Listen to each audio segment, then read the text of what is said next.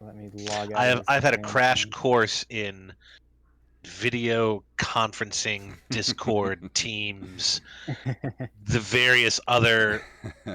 the various other video and audio computer conferencing. That's why I had to get these very fancy schmancy headphones because of my my new gig. I spend almost every day from about 8:30 till around 11 in Microsoft Teams in meetings. See, I used to use Skype all the time, but man, Skype got really bad. So yeah, it did. Started using Discord, and Discord was great until they started changing everything a few months ago, and now did they?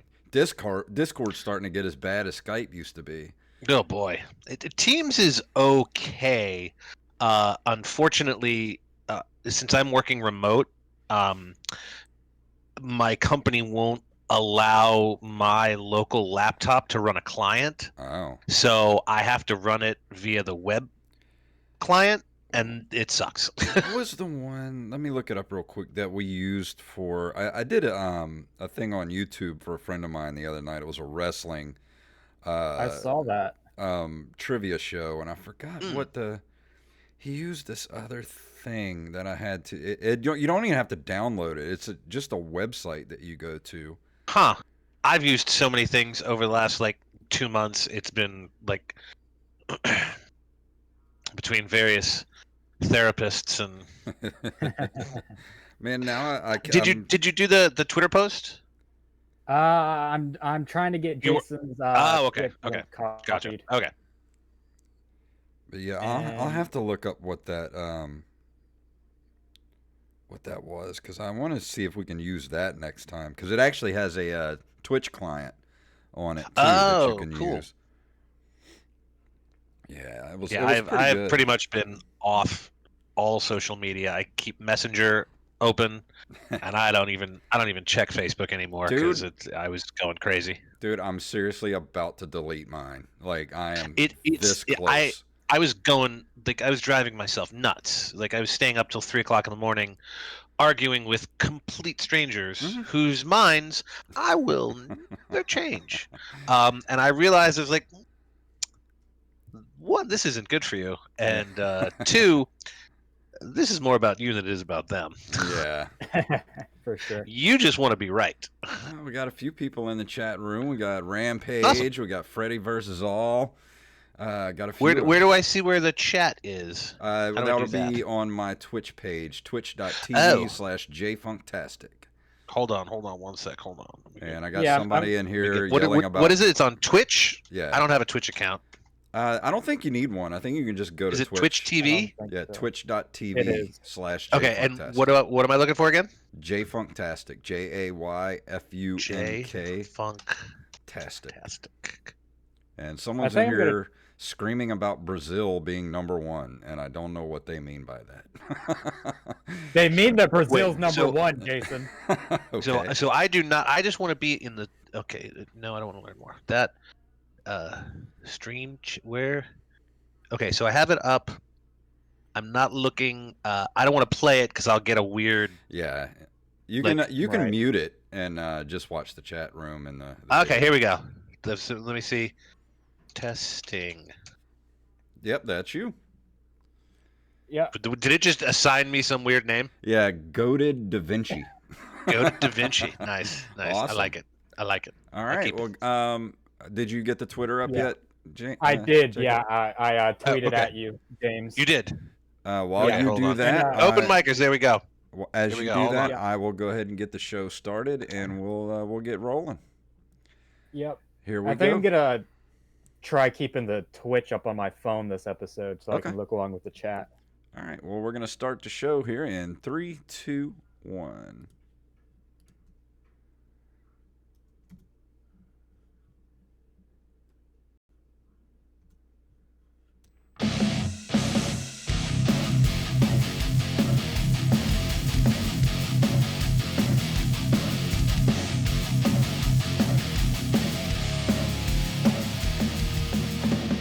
It is Thursday night, and you know what time it is. It's time for Open Micers. My name is Jason Robbins. I'm Jacob Craig. And I am excited about tonight because we are talking to a man who has had quite a journey through the entertainment industry. He currently works for. Are you working for Bethesda now, or No, I am working for Ubisoft. Some Ubisoft, say that's right. Ubisoft, but that would be incorrect, as I was informed. So we It's get inside scoop Ubisoft. on how to actually pronounce it. So it's Ubisoft. Right. He works Ubisoft, for- since they are a French company. I'll call them Boobysoft from now on. And he works for Tarjay. Ubisoft, and you may know him best as Clem from Buffy the Vampire Slayer. His name is Mr. James Leary. Welcome to the show, sir. Thank you very much. Thank you for having me. It's been a long time since we've talked, man. It has been a long time. I want to say like 6 or 7 years. At and least. That is really depressing. It's probably what, like 2014, 2015 we last I talked? think it was 2014, 2015. Wow. Yeah. It's been a long time, man. And I was following your blog that you had there for a while. What was it called? Yeah, that was called Confessions of a Yes. G-list Celebrity, and that was a really great experience. Unfortunately, the company, the website that I did those for, is now defunct. Well, couldn't you Um, go just do it yourself? Like get a I WordPress can. account? I have all the original, essays, and I could certainly put them up. I'm lazy, so unless I'm getting paid, I have a hard time doing anything for Yeah. myself. So it's just a matter of me, getting but- a website and Yeah, but posting that's them the somewhere. thing is like you could have kept writing those and then compiled them into a book and sold That's it been as a thought. That's been a thought as well. I have thought of that. I've certainly, over the last 2 years, gotten more entries that I could write. I'm just waiting for some of the involved parties to 'Cause it really was an interesting. not want to sue me. It was an interesting look into what it's like to be, not an A-list celebrity, not quite a B-list celebrity, but a celebrity nonetheless. And Little ways down the list. What Figured I it's- was somewhere in the FGH area. because I didn't actually get into acting until 2016, but I was in the music industry. In the early 2000s, I was, signed to Universal Records, so I went through all that, and it was kind of interesting to see some of the similarities, like, because I went through some strange shit, man, back then. It's weird. Look, anytime you're out there in front of people, doing something that people enjoy, and you if you tend to be an extrovert, Mhm. and you really gain energy from those interactions, it's great. But it can also be, it can be very heady, and you can, Yeah. sex, drugs, and rock and roll, man. I think, like, because some of the stuff that I went through, I had even started a blog, kind of the same thing that you were doing years ago, and it was called, what did I name it? It was called, like, Confessions of a Rock Star or something like that. I have to, it's in my bookmarks. Hold on. Oh, I don't have it readily made. I can't. What kind of quite- music was it? It was just hard rock music. And Yes. we the were best kind. we were really associated with Three Doors Down, so we Oh, okay, yeah. we went on tour with What- them for a while, and I guess he had to run real quick. That had to be crazy. Yeah, we went on tour with them for a while, and of course we were also at the same time, we had 2 songs that were on that were about to break the top 40. So we were doing all this crazy stuff, like playing with them, and then we would have to do what they called in-stores.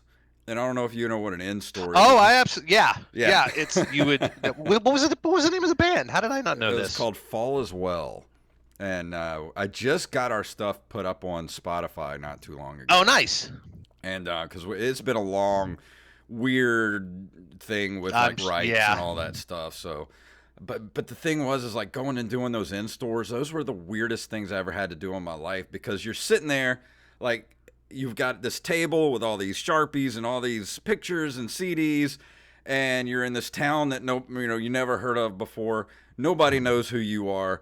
and nobody's coming to see you. So most of the time, I would just pretend that I was a customer and just kind of like slowly rifle through the CDs while I was there. So that's pretty much all I did the whole time. Oh my God. Yeah, there were a few conventions early on that were very much like that.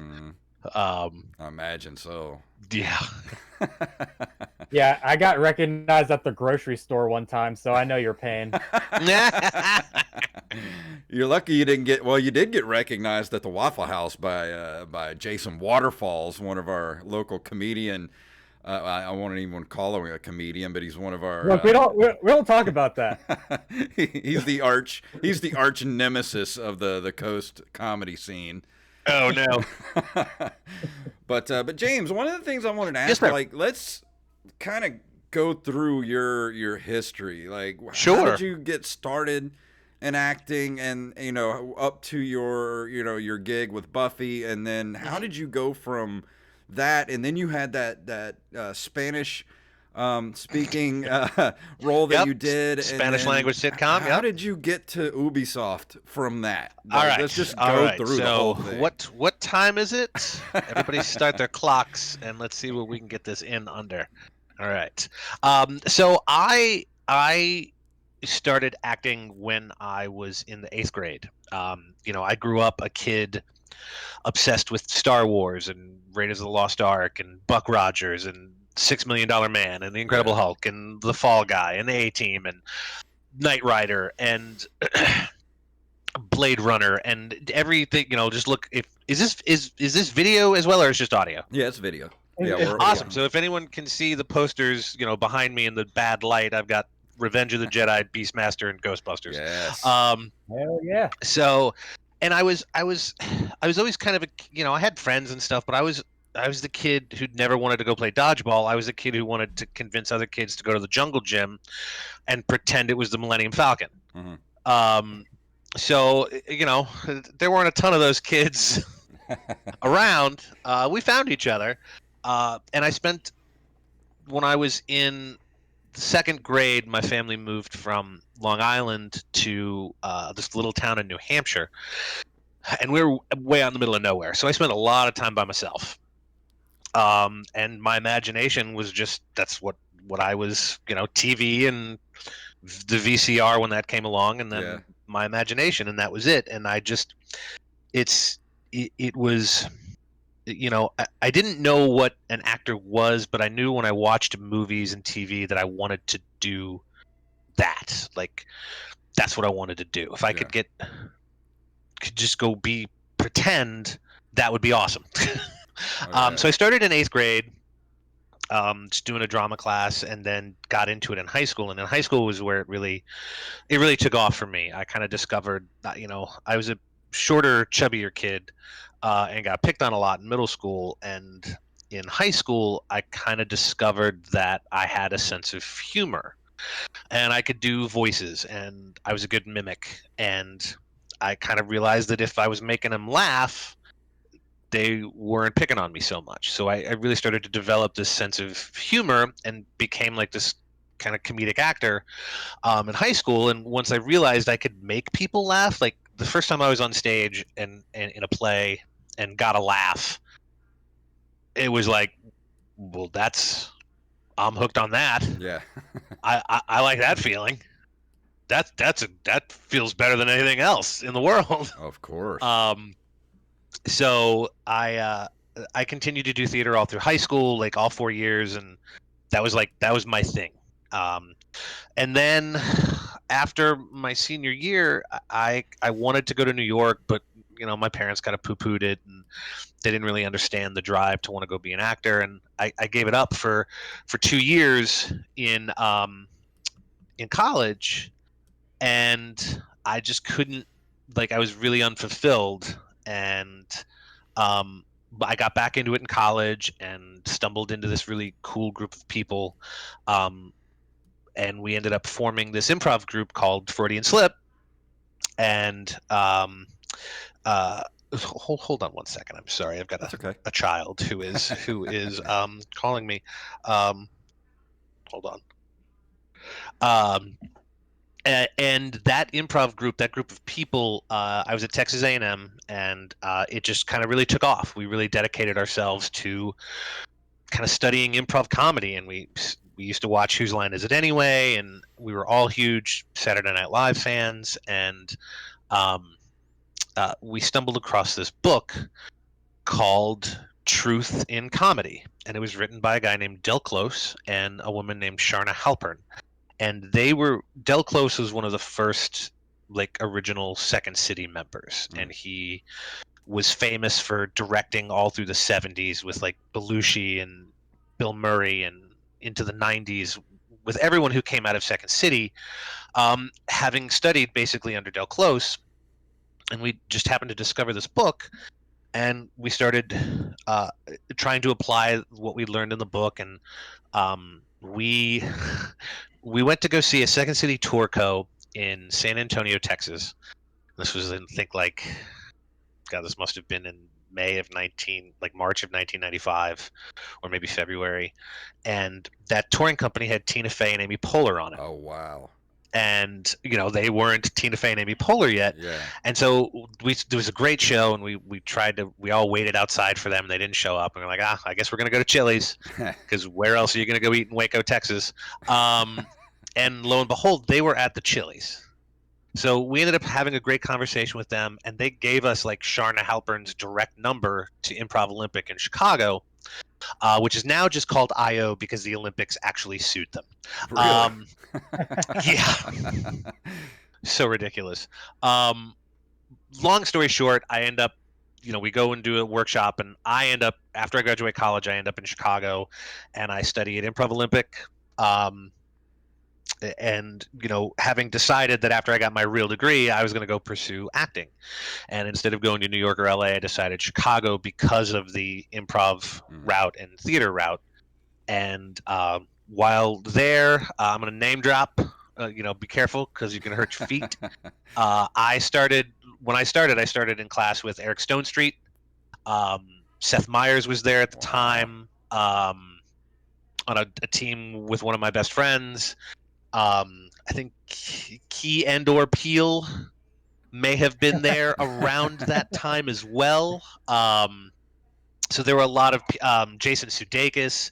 All these people were there at the same time. It was a very crazy. It was like mid-90s Chicago. Yeah. And so I just started doing a lot of theater.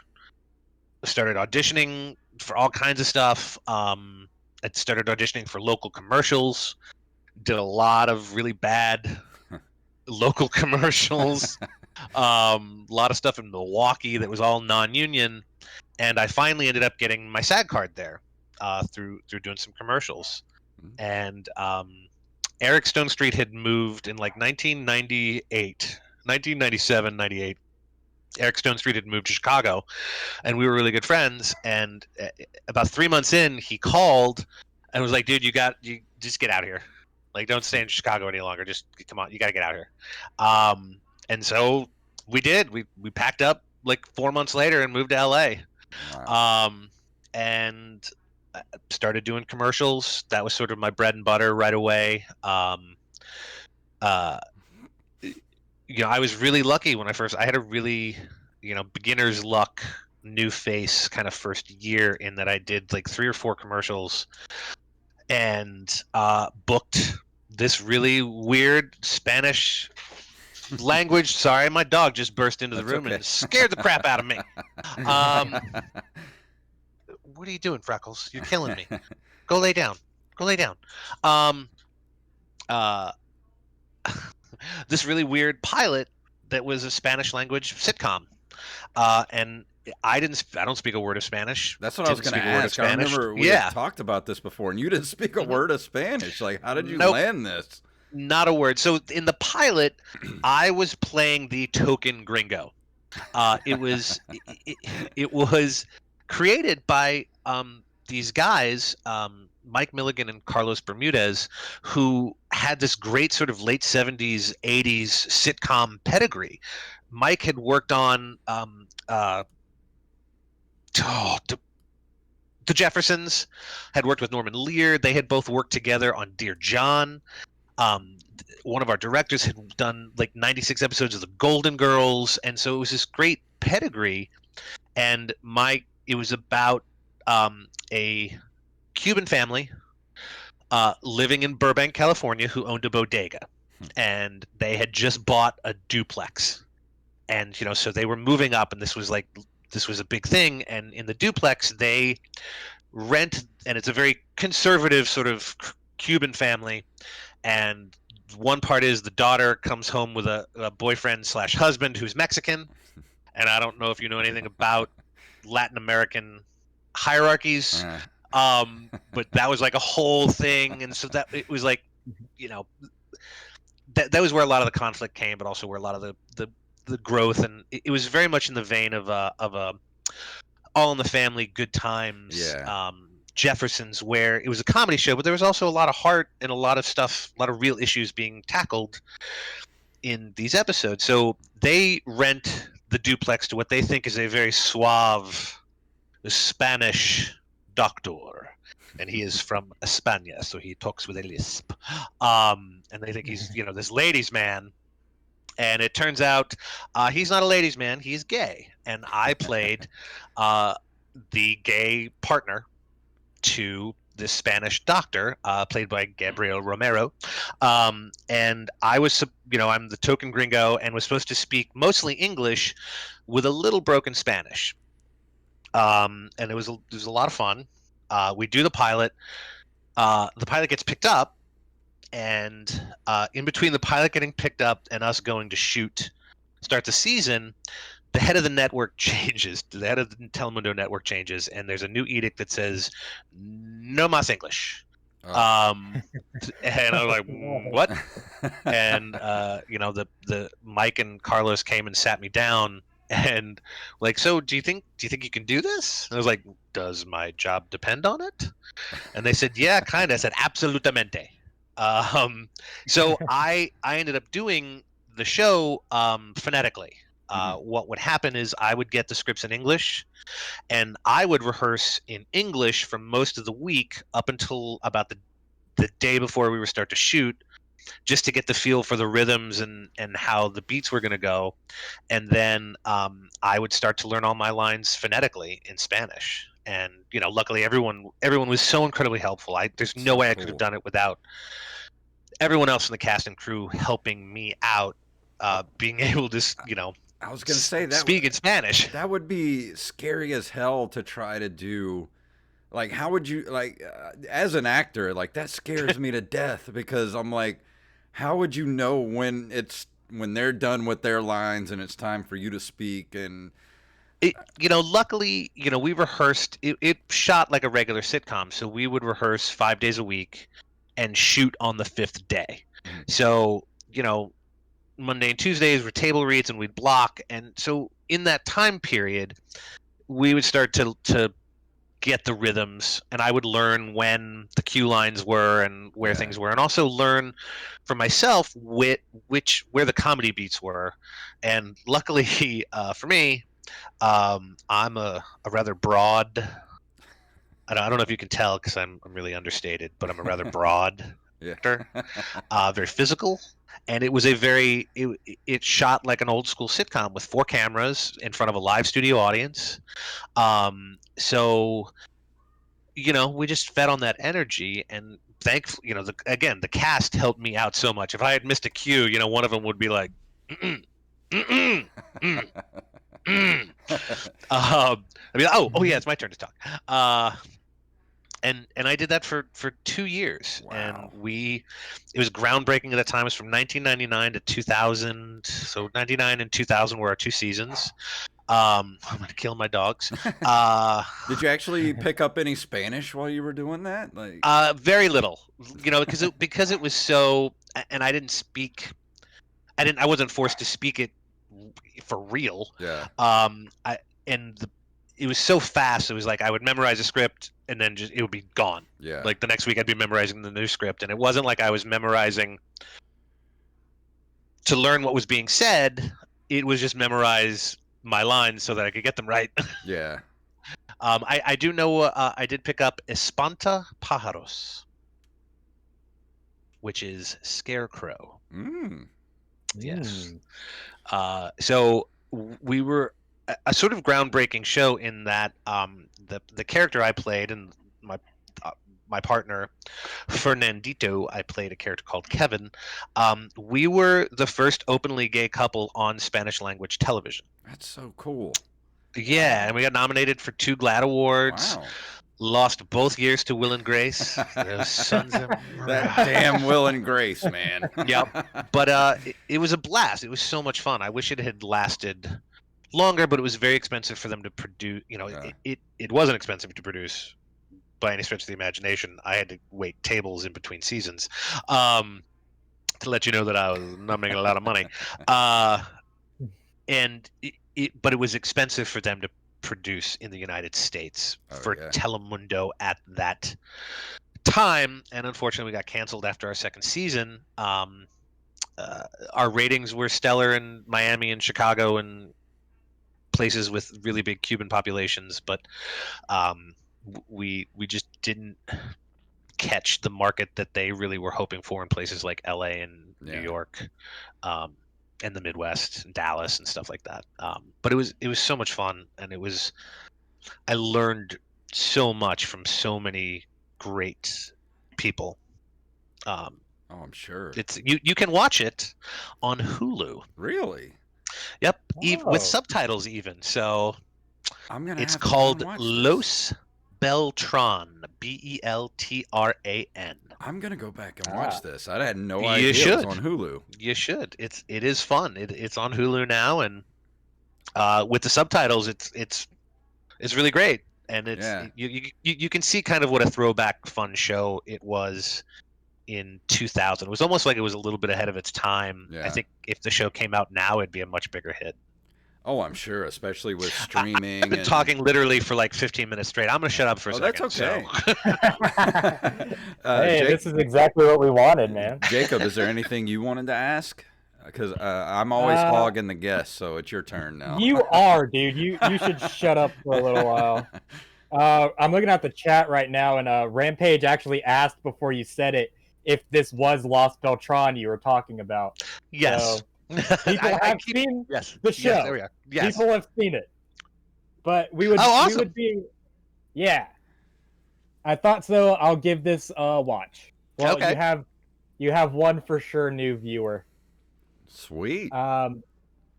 So we would be remiss if we didn't talk about your time on Buffy the Vampire Slayer. Yes, absolutely. I was going to get there.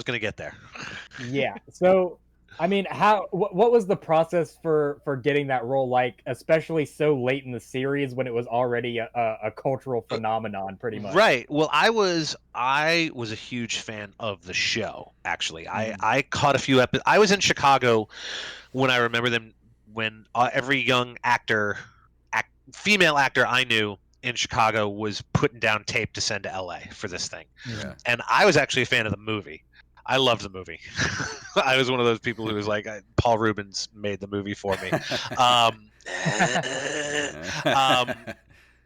And I was like, oh, whatever. This is going to be terrible. Because it was right around the time that they were starting to do that with like making TV shows and movies and, you know, that becoming that weird loop that they do. And I was like, this is going to suck. That was the reason that I didn't get into it till like 3 seasons in. Because I was like, man, I hate it when they make TV shows about movies. But then my brother was the one who was like, dude, you got to watch this show. So he sent me season 1 and 2 on DVD. I watched all those in one weekend and then started watching where season 3 was when it was airing on TV. Gotcha.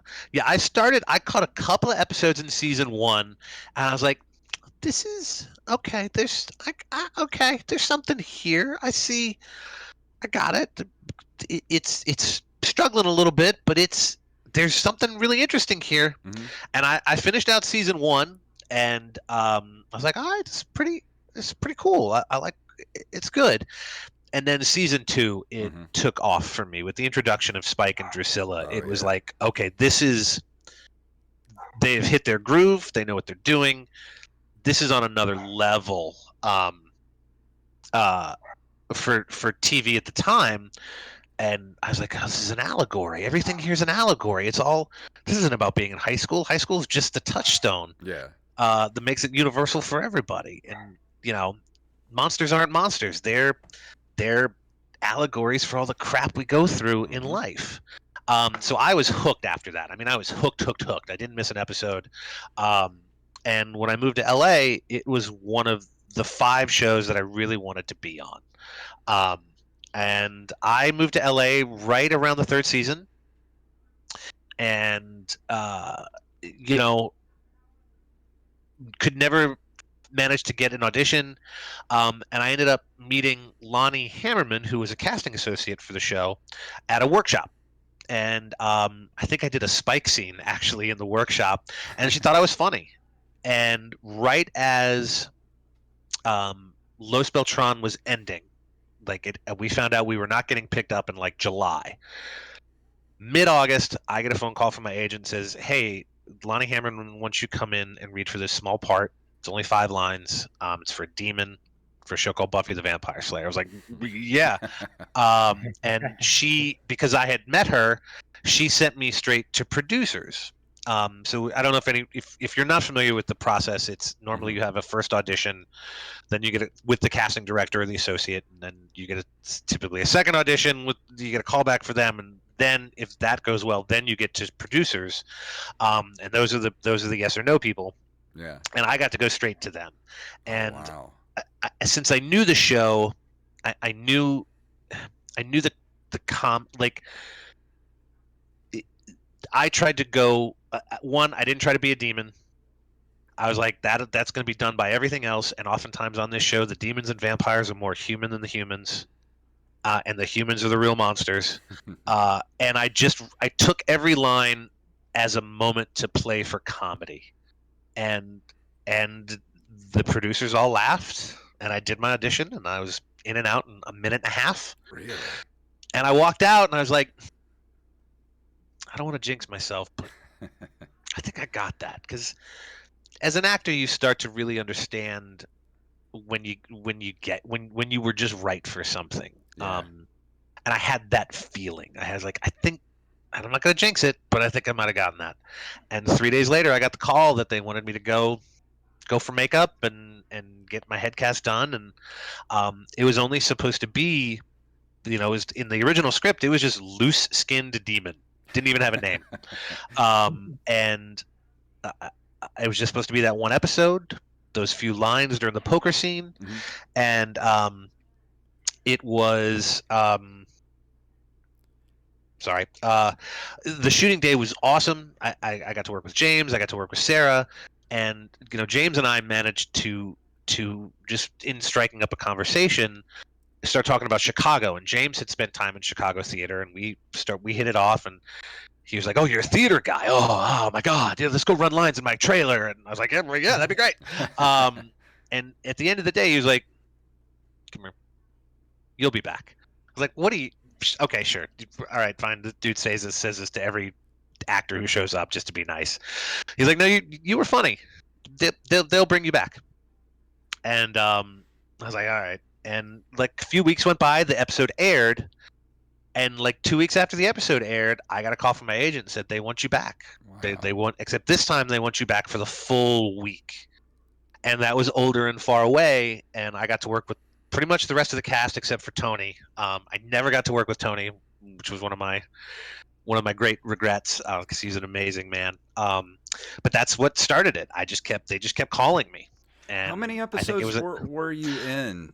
A total of 8 over 2 seasons. So wow. I did 6 in season 6 and then 2 in season 7. So as an actor, let me ask you a little inside business question. Sure. Whenever you start out as like a small part like that, that's only supposed to be, a couple of lines, one episode, but then you actually get to be a recurring character. Now, do you get, like, what kind of contract is that? Is that still like a day player or? Yeah. It's either a day player or a weekly player. Okay. And if you notice, I never got top of show credit, which is what I always tried to get. Yeah. But they're very, Hollywood is so much about budgets and So you don't get politics, any kind of and residuals for those yeah. type of episodes or anything? Oh huh? no, I do. I You do. do? Absolutely. I think my last residual check was like $45. Yeah. Wow. For a while they were really good. Um, Oh, I oh, remember okay. my last check from ASVAB was, or no, Uh, BMI was like 47 cents. So I was like, man, I got to frame this. yeah, no, I got one a few weeks ago. I did an episode of The Comeback on HBO, where if you blink, you miss me. I literally Yeah. have one line, and I got a residual check from that like 2 weeks ago that was like 37 cents. Yeah, it was not even worth the postage that it Exactly. cost Like, to send I it. don't understand that, how they keep sending out those No. checks when the postage is more than the check. Yeah. Like, that's so Um, weird. so yeah, I that was my big, like, I always tried to get top of show, but I didn't. But they would, you'd usually get a little pay rate. You'd start to work for Overscale, and every time you came back, they would give you a little bump. And then after I did 2 episodes of all 8 days, they started shooting me out in a day. They would just Okay. bring me in for one day. Yeah. So what was it like getting into that makeup? How long did it take? That took initially the first time they put it on, because they're figuring at that point the makeup artists are figuring out how to put it on. Yeah. It took almost 5 hours. Wow. But that was the first time, and I had an amazing makeup artist by the name of Wesley Woford, who is no longer in the business. He's a sculptor now. But he had Wow. worked.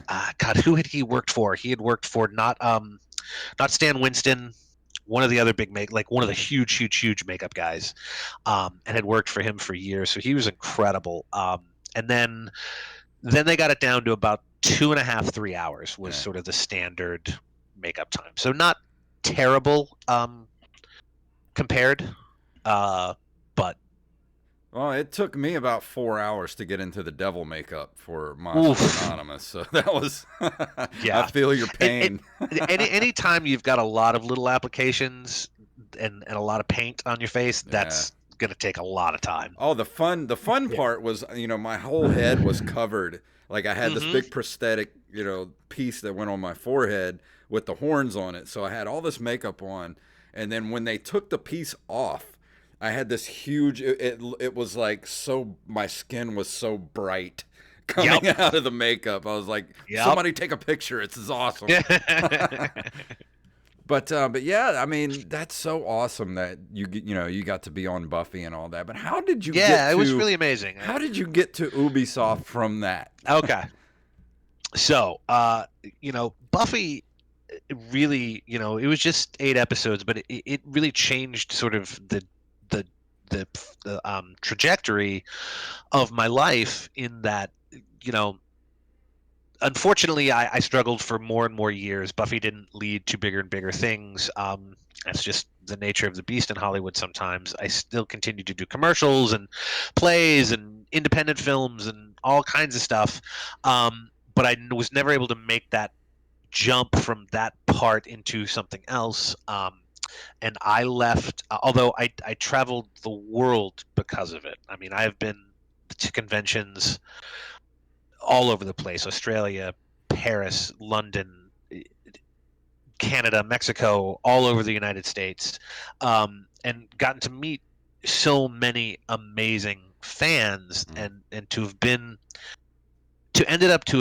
been part of a show that is as iconic and well loved still to this day. Oh yeah. Like, something like a Star Trek almost. I believe it is truly in that category of, I did some conventions last year.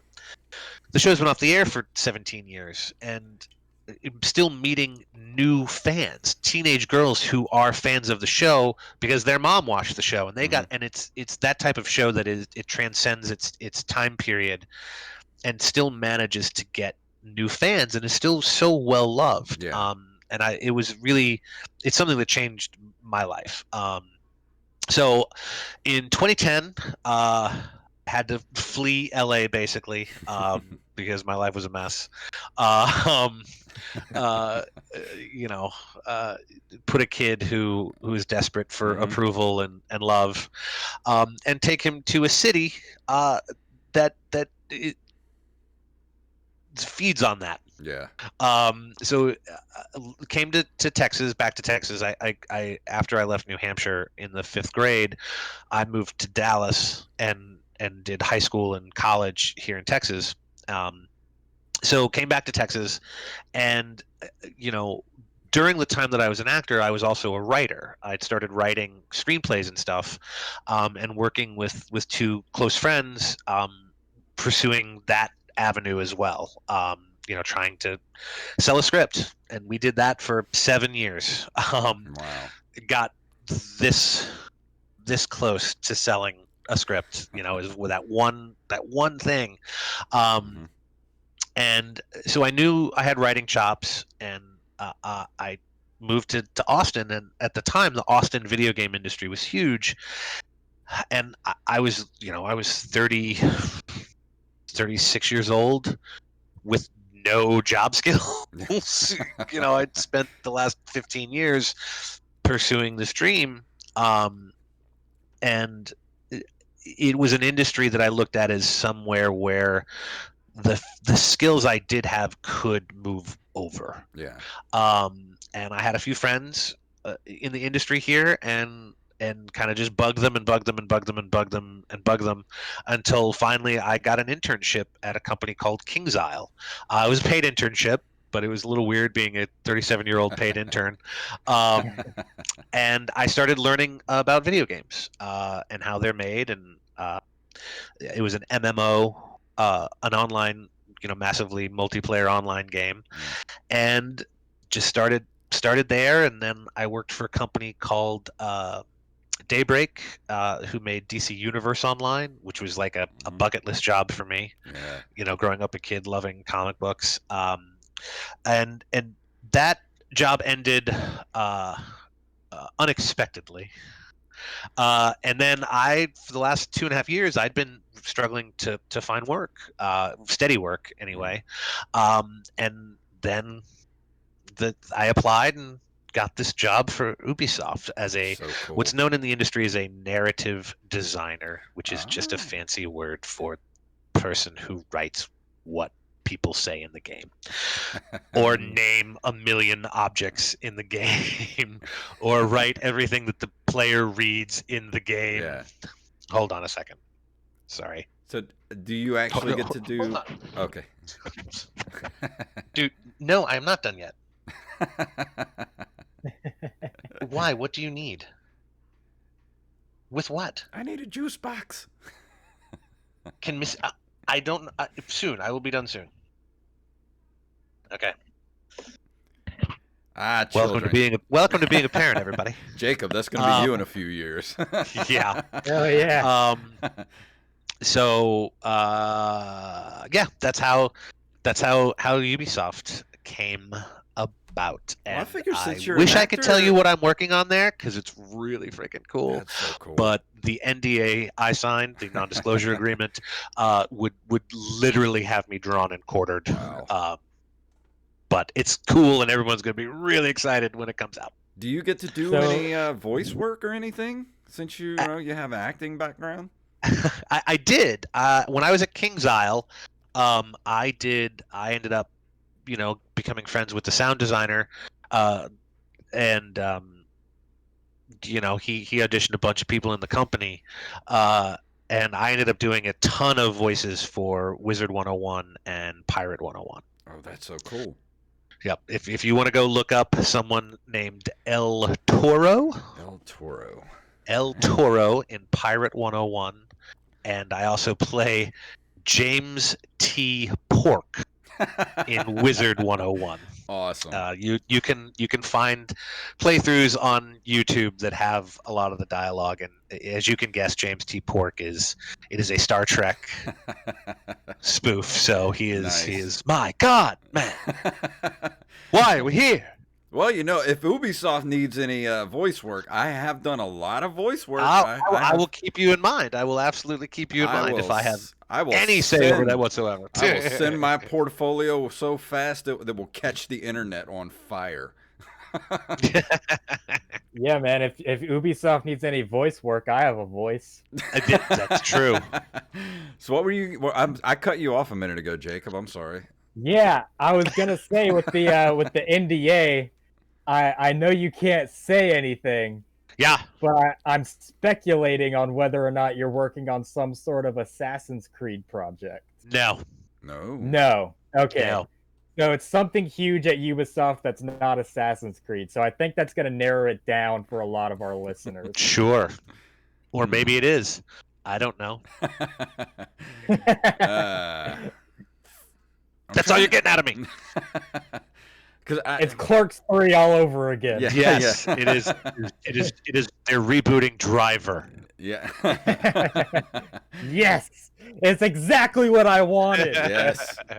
Well, I know you need to get going soon. We told you we were that's going to okay. do 45 minutes. I know you got a kid to go take care of. So. But It's probably something like, because I'm doing this, the internet isn't working as fast as he needs it to play Fortnite or something. I don't know. Where can everybody find you on? I know you're not on Facebook anymore, really, but I'm not. If you want to hop over to either Instagram or Twitter, I do check those sporadically, and I am at the James Leary. So THE James Leary on both Twitter and Instagram. Okay, I need to go back and follow you on Twitter. I'm not sure I have you on my Twitter. I'm sorry, I just burped. That was disgusting. That's I apologize, okay. everyone. Oh, that one snuck out. Dude, I've been used farting to this it. whole time and All right. nobody's heard it. I've kept my burps in for the last 2 episodes because we had celebrities. Yeah. Next week, all bets are off Yeah, again, just guys. done. I'm sorry. I was trying to keep that one in, but it snuck out. But Jacob, do we have any shows coming up anytime soon that we need to put out there for the people? Well, if you want to see the open micers in their full stand-up glory, you can follow Frets for Pets on Facebook. We'll be doing that show. Me and Jason will both be doing sets August 1st and 2nd. Oh, awesome. And please like the open micers Facebook, everybody that's watching, because when we get to 1,000 Facebook likes, we're going to do something huge and extremely special. And something you're not going to want to miss. And I'm working on t-shirts. That sounds exciting. T-shirts now. And Jason might be making t-shirts. You know what you guys should do? You guys should make t-shirts. That's a good idea. That's a great idea. Yeah, I know. And James, I'll give you that one for free. I'll send you one. You'll have to pull pimp the t-shirt while you're working and doing. That would be perfect. But yeah, we'll go ahead and get out of here. But dude, thank you guys so much for having me on the show. I really appreciate it. This was very fun. I felt like I did nothing but monologue the entire time. It's great. So I'm so glad. That's exactly what we wanted. Okay, good. Dude, well, anytime you need man. that, I clearly have no problem talking about myself. And let's please not wait. Yeah. Let's not wait 6 years again to talk. Let's not do it. No, let's not. But hang on. I'm gonna go ahead and end the show. But please hang on because my girlfriend is gonna want to say hi to you before. We Alrighty then. So, everybody out there, thank you for joining us. Let me go ahead and play our outro music here. Thank you, everybody. I really appreciate it, and to every Buffy fan out there, thank you guys so much. You've meant the world to me. So thank you. Thank you guys, and we'll see you right back here again next Thursday. Who's our guest? Do we have a guest yet? Jacob? Yeah, we do. We'll put it on Facebook. Okay, yeah, just get us on Facebook. We'll see you guys next week.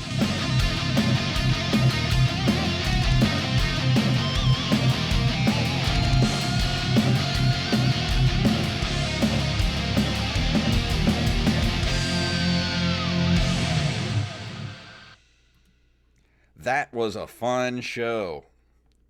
Yes. That was fun. Hold on. I should have. There we go. Well, let me go ahead and stop the stream. And thank you guys for watching on Twitch. And I might be back on here Sunday streaming some retro games. So if you guys want to come back and watch me play games badly. Yes, thank you. Thank you for watching on Twitch. And it's so hard to. I'm sure had I had another half hour, I absolutely would have gotten to Massacre Academy, which is a low budget horror film. I'm hopefully shooting sometime in October, November. It's going to be this great throwback 80s horror movie. It's set in the 80s and it's hammering all those great 80s tropes, and it's going to be amazing. It's being directed by a guy named Mark Cantu, who I did a really an independent film for a couple of years ago called Elite, and What what this guy is able to do with relatively no money is amazing. Where's So it going to be he's a filmed great at? guy and a great group of people, he and his wife, and so hopefully we will be doing that. I will be playing a mustachioed 80s hard-boiled cop. Oh. That's awesome. Where's who's it going to be getting filmed too at? old for this crap. Your butt's writing checks your badge can't cash. Oh god. So where is that being Too old to filmed get at? shot. Is that going to be filmed in Texas? It is going to be filmed in Pittsburgh, actually. Oh, really? Yeah. Ooh. Not bad. So I'm really looking forward. It's going to be a lot of fun. Well, awesome. Well, thank you guys for watching us. We'll see you here Yeah, next week. Yes.